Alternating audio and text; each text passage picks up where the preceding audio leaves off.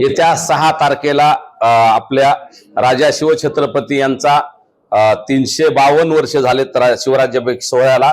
या निमित्त 6 तारखेला मोठा तिथं शिवराज्याभिषेक सोहळा होत असतो।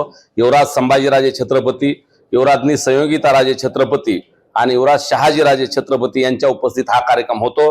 या कार्यक्रमाला महाराष्ट्रातील सगळ्या शिवभक्तांनी यावं, बीड जिल्ह्यातील सर्व शिवभक्तांनी यावं हे मी असं आवाहन करतोय। या दरम्यान 5 आणि 6 दिवस सांस्कृतिक कार्यक्रम असतील, शाहिरीचा कार्यक्रम असेल, पोवाड्याचा कार्यक्रम असेल, पालखी सोहळा असेल, असे वेगवेगळे उत्सव असतात आणि अतिशय देखणा हा सोहळा होतो। जगात हा सोहळा गाजतोय आणि आपण सगळ्यांनी या सोहळ्याला उपस्थित राहावं।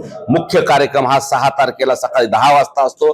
तिथं शिवाजी महाराजांच्या उत्सव मूर्तीस होन आणि सुवर्ण मुद्रांनी अभिषेक केला जातो। हा सोहळा पाहण्यासारखा असतो। या सोहळ्याला जगभरातून आणि भारतासह महाराष्ट्रातल्या सगळ्या शिवभक्ताच्या लाखोंच्या उपस्थित हा सोहळा पार पडतो।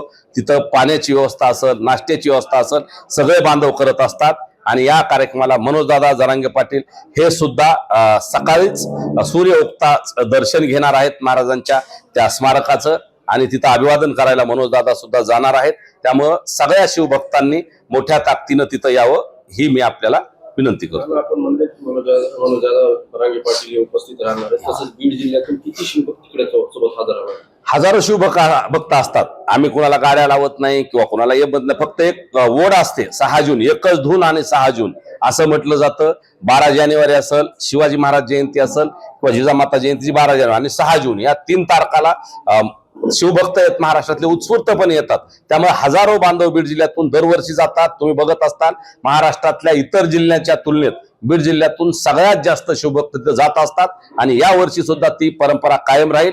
बीड जिल्ह्यातून सगळ्यात शिवभक्त तिथं जातील, मोठ्या संख्येने जातील आणि तो दरवर्षीचा रेकॉर्ड आपला कायम राहील।